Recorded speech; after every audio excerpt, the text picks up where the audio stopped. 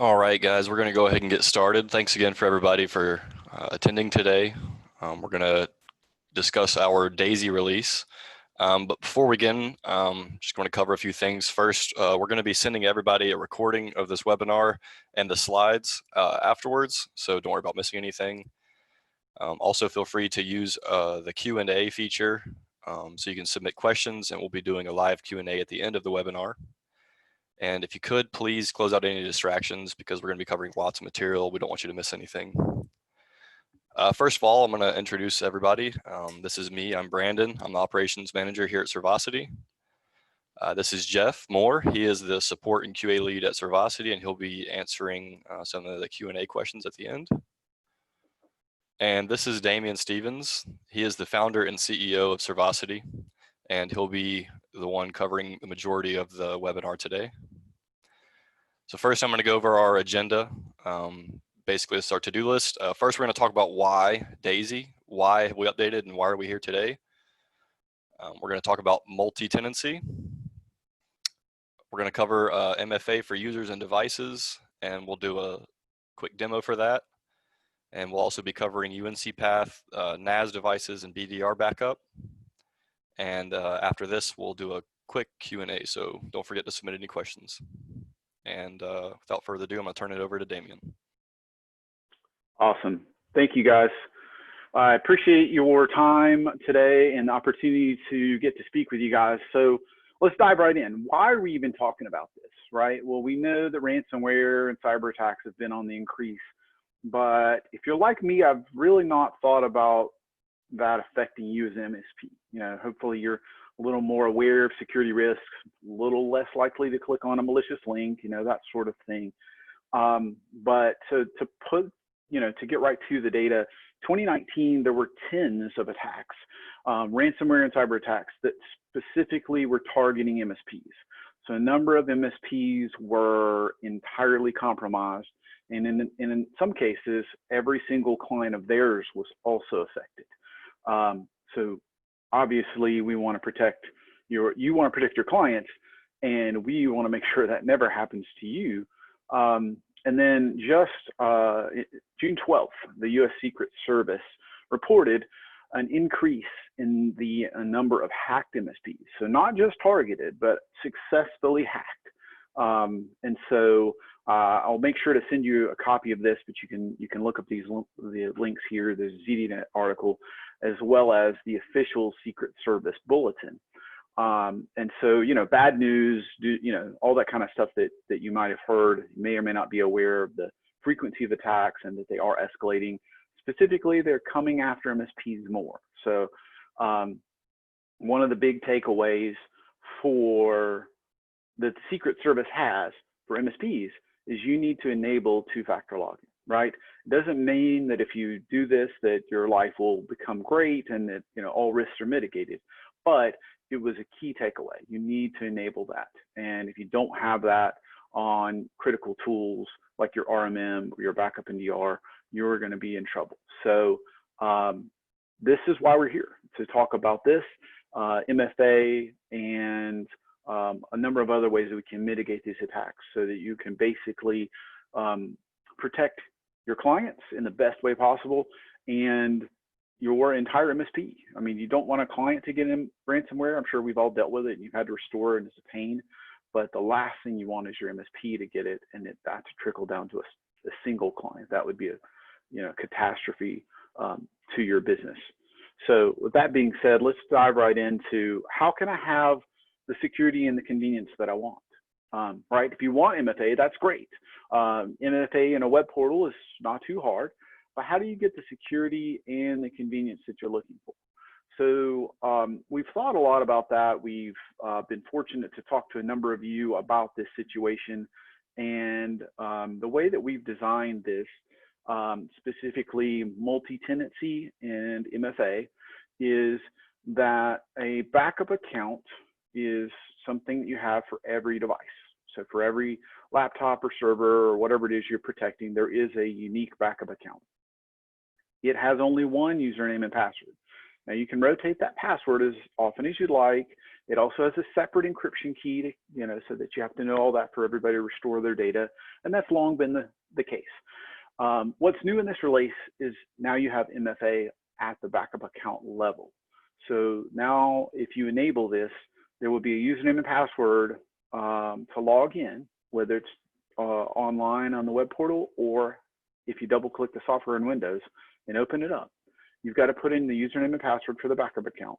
If you get that right, you're going to be asked for an MFA code. But there's only one username and password. So we want to make sure that if you're managing 100 different accounts, how do we make sure you don't have to have 100 different codes on your Google Authenticator or Authy or something? I mean, that's not going to be an easy thing to deal with. We also wanted to make sure you didn't have, if you've got 10 different or 30 different engineers at your company, we don't want you to have to maintain a list of everybody's mobile phone number to send a text to. So we thought about how do we really make this both secure and convenient. You can have, at the company level, a company is basically a grouping of devices, and you can allow your end user to have access at the company level, which would give them access to all those devices.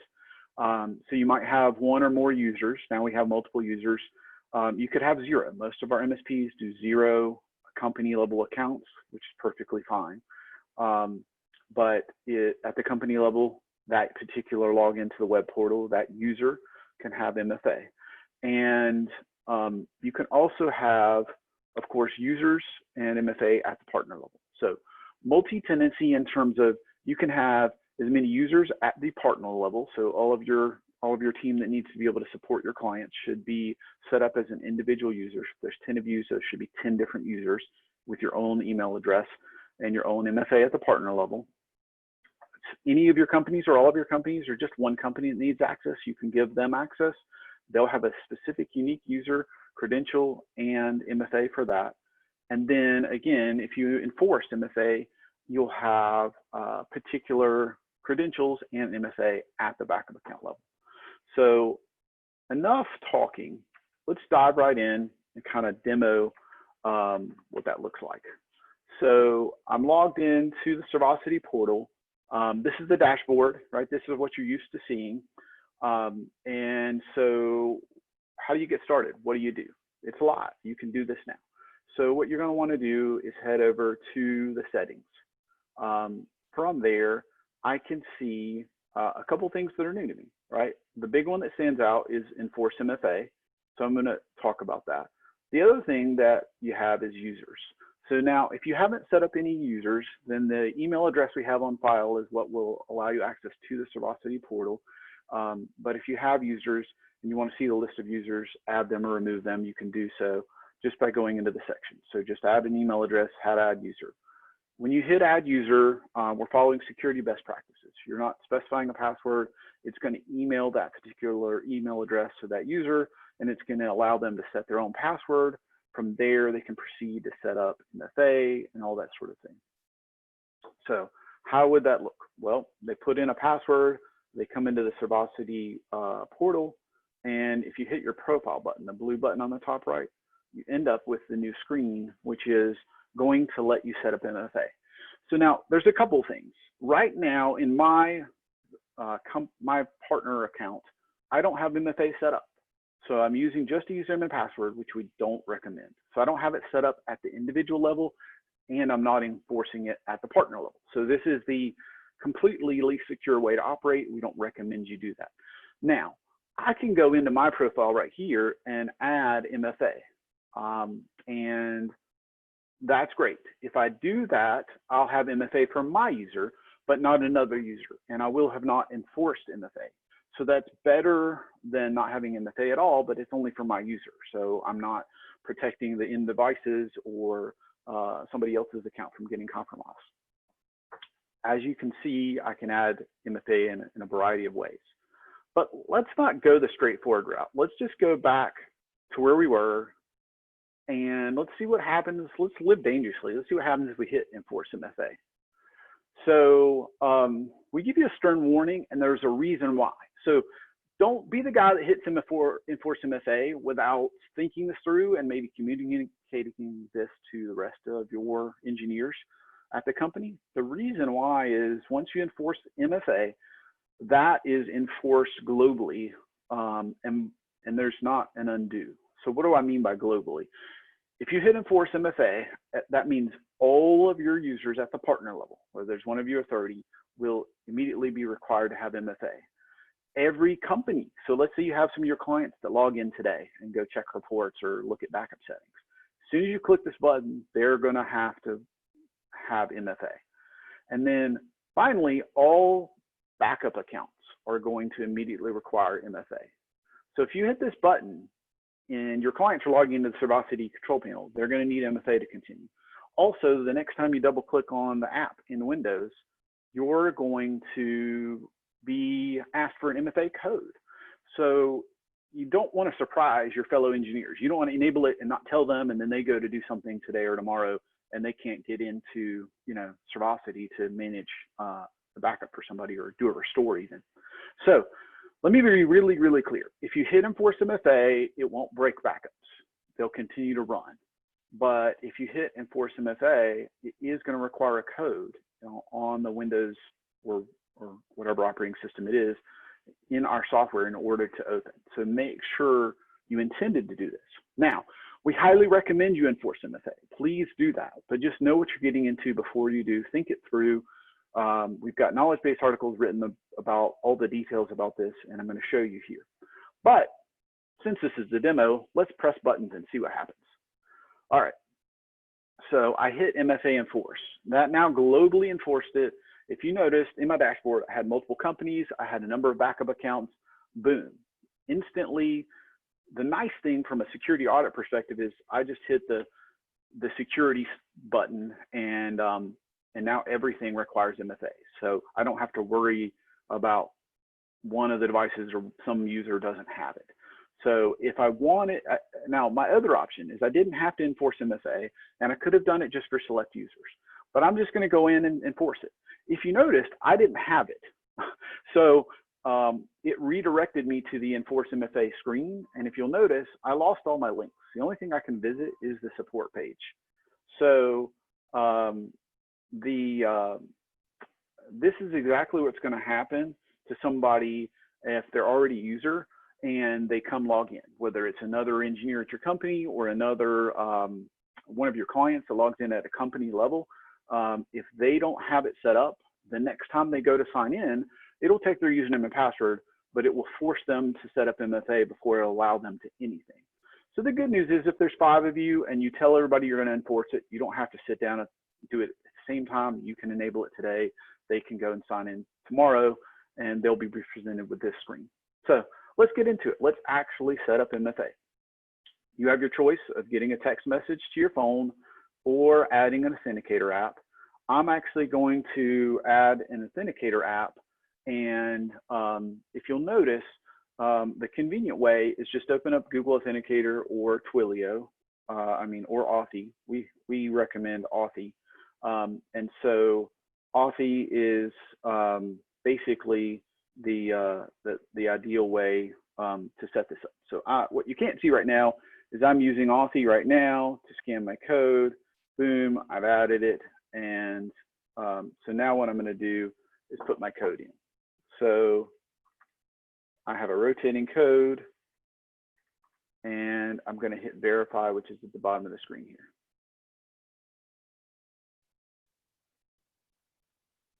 here. And I put the wrong code in. So just to show you what happens if you put the wrong code in, you get presented nothing. So I have to put in a new code that actually is the correct one. So I hit verify. Now, if you notice when I hit verify, it checked off one of my to-dos. I have 2 to-dos to successfully set up MFA. One is at least one MFA method. Now, the rolling codes are generally considered more secure than text-based. We support both. So you only have to set up one to have MFA enrolled, meaning text or the rolling code, Google Authenticator or Authy style, which is what I just set up. But you can have both. So I could type in my phone number, hit add SMS, put in the code. So you can have both. That way, if you, get a new phone, maybe you lost your Google Authenticator. I know that happened to me once. You could get a text and still get back in. But before we let you proceed, you've got to view your backup codes, because this is truly MFA. So we want to keep the bad guys out, but we don't want you to be permanently locked out in any way. So, so you can see that I've added it and when I added it, but you need to view your backup codes. So that's what you've got here. So when I hit view backup codes, I'm going to get presented a list of codes. I can generate new ones as often as I'd like. You don't normally want to generate new ones because that would invalidate your old ones, but if you use them, you can. All you got to do is hit copy backup codes, go put those somewhere safe, like your secure password tool or something. This is if you lose your phone and you need to be able to get into Servosity. If you do that, I recommend you come generate new codes to get back in. Now that we've viewed our codes and everything's working, you can see both of our to-dos are checked. We're all green. We have the continue to control panel. Again, note, I'm locked out. I can't do anything other than add MFA.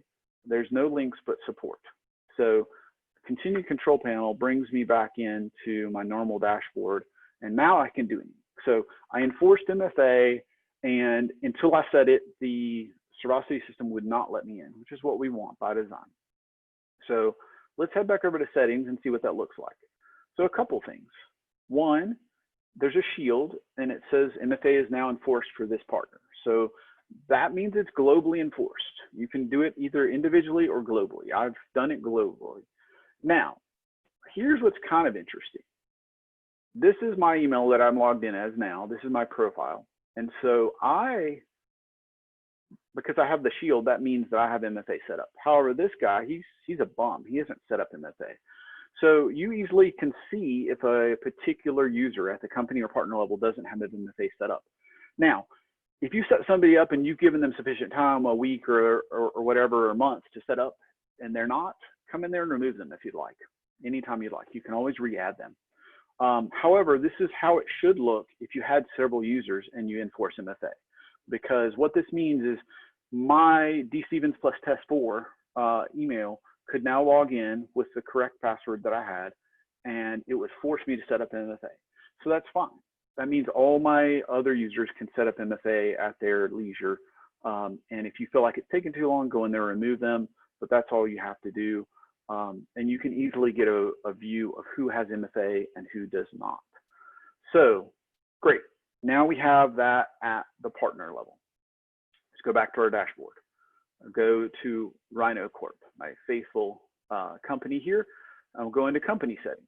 If you'll notice, it looks very similar. There's a users page. I've got no users, so I'm pretty secure there. If I need to add a user, it works the same way. I put in the email address. The email will get sent to, if this is your client, then they'll be able to manage just that company. But MFA is enforced, so once they get registered, it will make them set up MFA in order to continue. So you can see if there's users at the company level, add them or remove them. Again, tenancy is at the company level under settings or at the partner level under settings. So there's different sets of users that can have access to those things. So now we kind of have an idea that we have as many users as we'd like at whatever level to kind of enforce least privilege. So only at the company level, only at the partner level, and we can be more assured because we have multi-factor authentication set up, and we're globally enforcing it. So this is good. This is what you want to do. Now, things get a little more interesting when you think about this. Doing this in the web portal is probably not rocket science. You've probably done this for a number of other things, but there's a little more to take into consideration when you have actual backup accounts. So these are our software running on your Windows server or whatever it happens to be. So how do I get those codes and how does that work? Let me drill into a company like you normally would. Now, I've enforced MFA, so what's going to happen? I'm going to click on the account, and normally I would be logged in. If you notice, I'm actually presented, and it's hard to tell, this is a new tab, but I'm actually presented with a code. Select the number. So now what's happening is you could log into the web portal by not going into our web portal. So to make sure multi-factor is required no matter where you're coming from, you're going to click this number, and it's going to send a code back to our portal. So I click the number, and it's going to say, great, what is that code? So I'm going to go to my tabs here, and I'm going to go back to the other tab, and there's something new here. There's a little bell icon, and it was blank. Now it's blue, and it's telling me there is a backup account code. So it's not only a 6-digit code, it's got this QUPF prefix. That's going to be different. The reason we put that in there is you could request a code for different devices. Maybe your partner at the company is requesting a code. That way you can identify. But I know mine was QUPF, so I can click it and copy it and head back over to my multi-factor authentication. It only copied the 6 digits, which is what I needed. It tells me I've got, 4 minutes and 15 seconds left, so I'm doing fine on time. So I hit that, and then I hit proceed, and now I'm at the page you're used to being at. So everything works normally from here. But just to be really clear, anytime you click on one of these accounts, you're going to get a code. You're going to say, great, yes, I meant to click on this. Please present me a code. So here's a different code with a different prefix. So now when I go back to my MFA code notifications, I can see this is the one I needed for Rhino Server instead of for Rhino. So I can click on it and go back over and paste my code in and authenticate successfully. So I can still get in. Hopefully this isn't too much additional effort, but it truly requires that everybody is logged into the Servosity portal, which required MFA. So if you enforced it globally, we know MFA is required. So whether you come in from our web portal or the software on the Windows server itself, you know that MFA authentication is there. So let's get into that. So this is the demo. Let me switch back to my slides. Give me just a second, and let's talk about what this looks like on the device level. So this is what it looks like in the software. Once you put in your username and password, this is our Windows agent. It's going to pop up with a screen that looked like what was in the web portal. You're going to click right here on the number, and it's going to send a code to our portal. And so that is, that's what you're going to do. So just to be really, really clear, if you hit that big Enforce MFA button, this is going to roll it to all of your devices. Maybe you got 10 of them, 100 of them, 1,000. So make sure you know what you're getting into. Let your colleagues know before they get this surprise prompt and don't know what to do. Now the good news is they could log in and address this, but you're going to click this. It's going to send a code to the portal like you just saw. So there's my portal. For example, I'm logged in and I've sent my code over. I'm going to go get it. I can do this on my laptop if I'm at a client site. I can do this. Our web portal is mobile friendly, so you can log in on your mobile phone, MFA authenticate, and go copy this code, or it's a 6-digit code, 212880. Come back. I'm on the Windows software. I just type in 212880, and I can hit the verify button, which is on the bottom in the right blue bar. So just to be really clear, this is how I authenticate in the Windows software, and it will be enforced only if you make it globally enforced. So we're not turning this on by default. You're pressing the buttons. It's available to anybody that's logged in as a partner.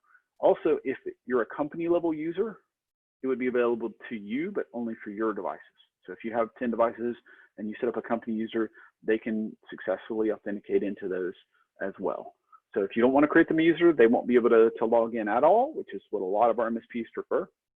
I'm going to just jump forward and back just to mention, you and all your engineers will be able to get those codes. You'll be able to see them in the Servosity portal. They expire like any good security code, and you can always hit resend passcode and get another one. So if you waited more than 5 minutes because you're on site and they asked you a question, just hit resend passcode and you'll get a new code in the portal and you'll be able to log in. So we've done our best to kind of protect you there in terms of MFA, so that you have the greatest security and the best, most convenient way to access it. So let's switch gears. Big orange page. Let's talk about how do you mitigate the risk of local backups being infected. So unsurprisingly, we're seeing a client will click on something and they'll get malware. The malware is fed from their machine to, let's say, the server. The server is now entirely encrypted. A lot of you guys are using DR server, which is, you know, amazing, what you should use, but you're backing up to, let's say, your NAS or BDR. The problem is ransomware is getting more and more effective. So how do you make sure your local backups sitting on your BDR and your NAS don't also get encrypted by the same ransomware so that you can have the fastest recovery? So our latest release, and this is available in 8.3.3.14 and newer, so you can go check your version. You can either wait for an auto update, or if you'd like, you can download it immediately. All this is available today. Has the ability to add a network address.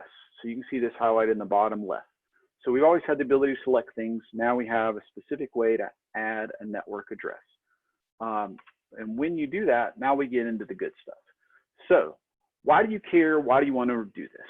Any UNC Path, any credentials. This makes it easier to connect to different network devices. But the main reason is you can specify some unique creds, and they don't live in the Windows operating system.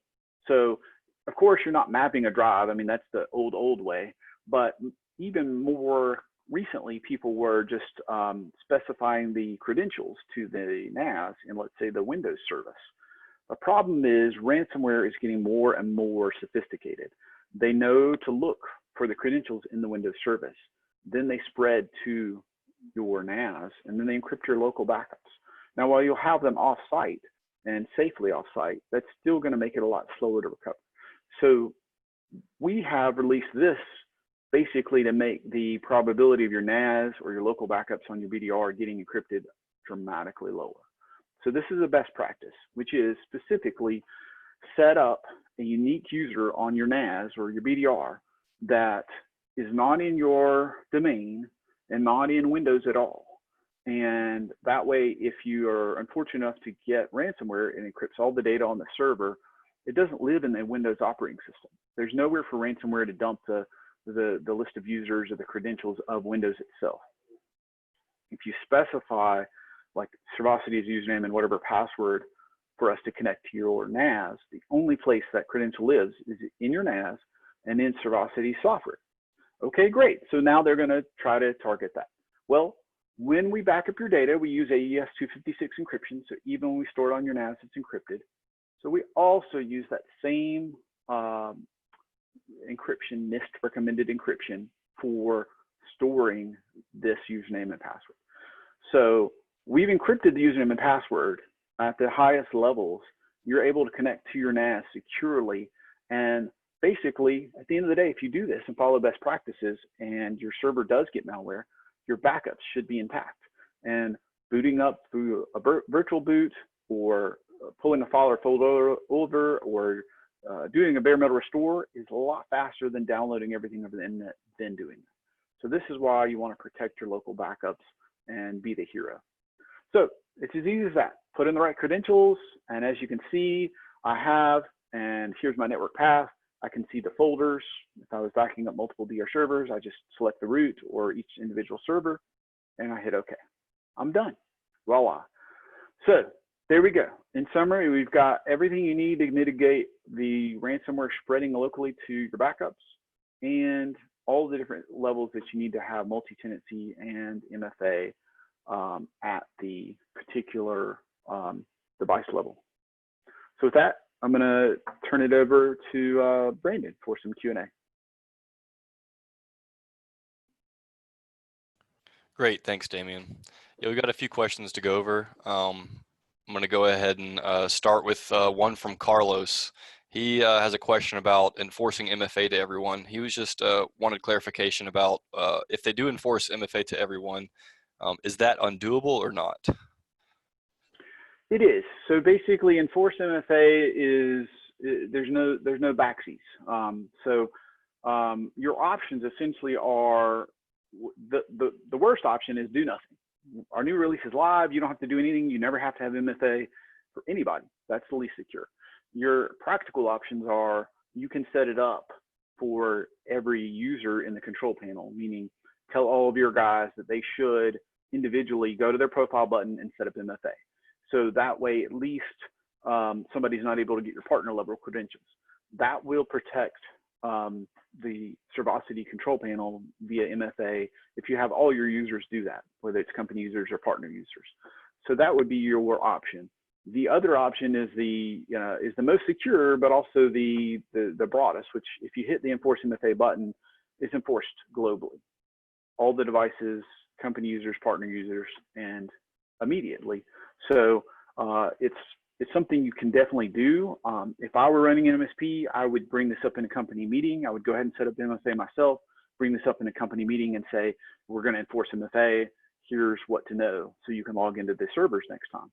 It won't lock them out. Keep in mind, if you hit Enforce MFA and they put their correct password in next time they log in, it's going to give them the option to set up MFA. And if they do so, they'll be able to log in and to the Servosity control panel and, for example, get the codes to log into the actual Windows software itself. But your options are fairly enforced as globally, kind of no undo or individual level. Awesome. Thank you, Damian. Next, we're going to go to Anonymous, and they asked, can we disable SMS authentication and require the app? Great question. It's something we've considered, and we may do that. Right now, we're leaving it as an option. So if there's a lot of people that don't like SMS, they feel like it's insecure with things like SIM jacking. So right now, it's an option. You're considered set up with MFA if you enable either. If you want to set as a best practice for your company to tell people don't use SMS, then you can certainly do that. Right now, they still have the option though. And just to be clear, you can do one or the other, which would count as MFA setup. You could do both. The way I think about it is I tend to go for the app. It's more secure.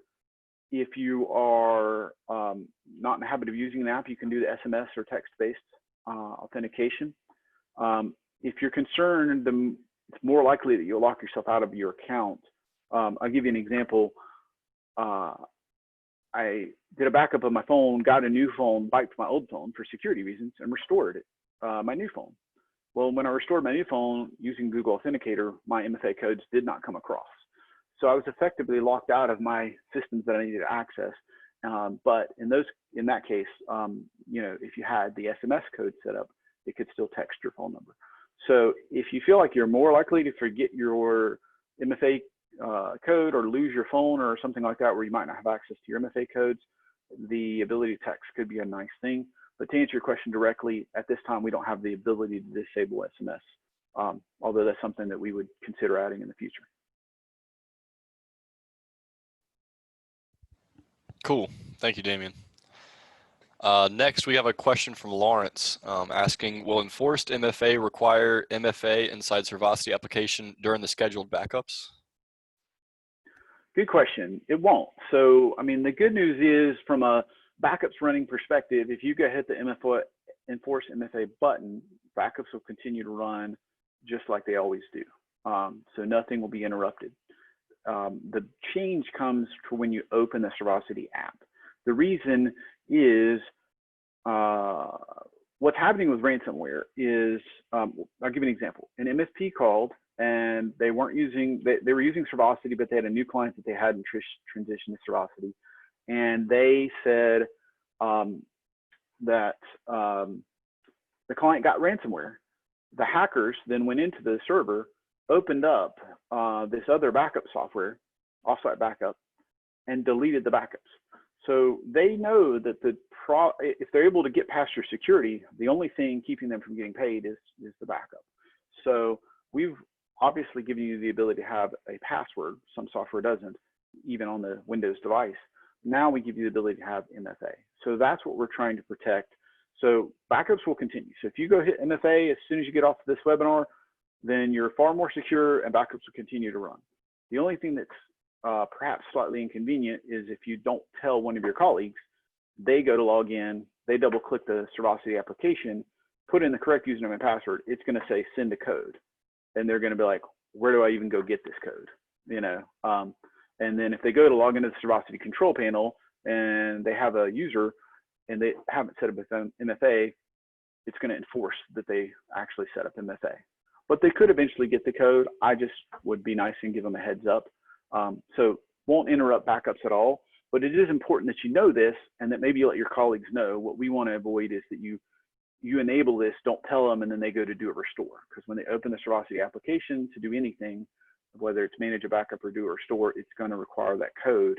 So you want to make sure that they're well aware of that. So we're trying to mitigate the risk of keeping the bad guys out. We're also trying to make sure we let the good guys in so that you can do an emergency restore or whatever you may need. Awesome. Thank you, Damien. Next, we're going to another anonymous question asking, are there any plans to allow user management via SAML or similar technology so we're not having to maintain users in our own system as well as in the Servosity portal? Yes, so a lot of alphabet soup there, but our underpinning is we've built an entirely new identity and authorization platform. This is the first you're seeing where we have multi-users and MFA. It's going to allow us to do lots more in the MFA realm. It's going to, it hooks into our APIs, and to get back to the question, we have plans to release SAML and other single sign-on. So SAML SSO is one way of SSO. So whether you want to come in through G Suite or Office 365 or OneLogin or Okta or whatever you use, we will present that. It's not available today. Please reach out and let us know if it's something you would like. And we would love to talk to you about that. But yeah, we have built this entire platform so that we can continue to extend this and make this both more secure and easier for you. Cool, thank you. All right, we're going to another anonymous question here. Can you add a UNC Path to backup to as well as from?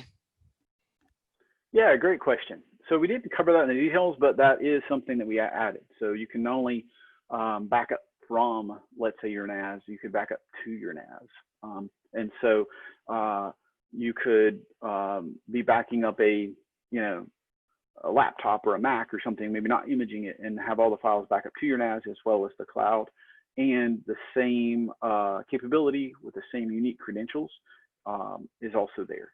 So we built the same thing so you can do from or to, and have basically that additional unique credential that doesn't live in the operating system is the same way. So absolutely. Great, thank you for that. All right, here's another question from Anonymous. If I set up MFA at the partner level and a user only has Servosity Pro or Standard, will they be able to make a change or run a report without MFA on their local Servosity applications?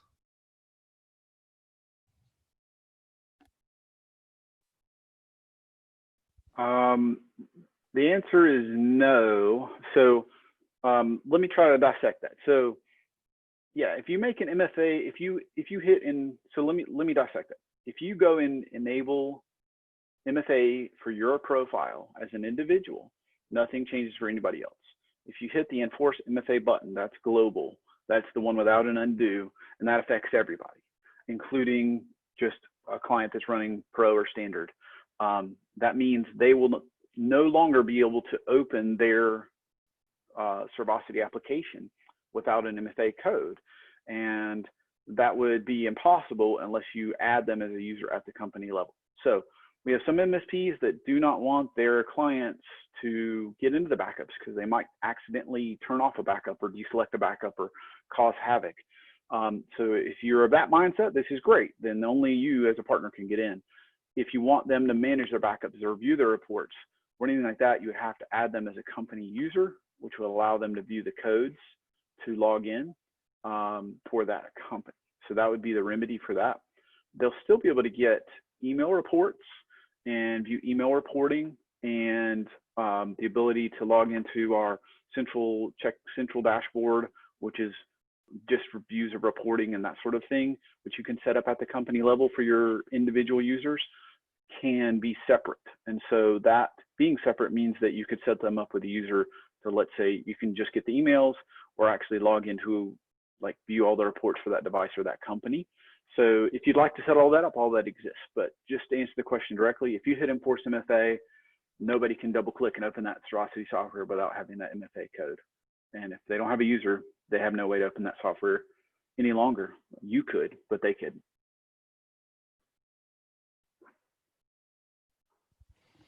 Great, thank you, Damien. I think that's all the time we've got for Q&A. Thanks again, everybody, for answering those or asking those great questions. I'm sure you know, shed some more light for everybody. So now that we've talked about it and answered some questions, I guess we'll talk about next steps. How can you get started? So it's live right now, so you can go ahead and log into the portal and enable or enforce MFA for your entire account, or download our latest version for some UNC Path goodness. Or you can also read some more on our knowledge base. And once you are at our knowledge base, be sure to check out what's new, and then you'll see more about the DAISY release there. But yeah, again, thanks everybody for attending today. If you have any other questions, feel free to contact us at any time. And we'll be sending out copies of the slides and a recording to everybody that attended today. Thank you very much. Hope you all have a great week.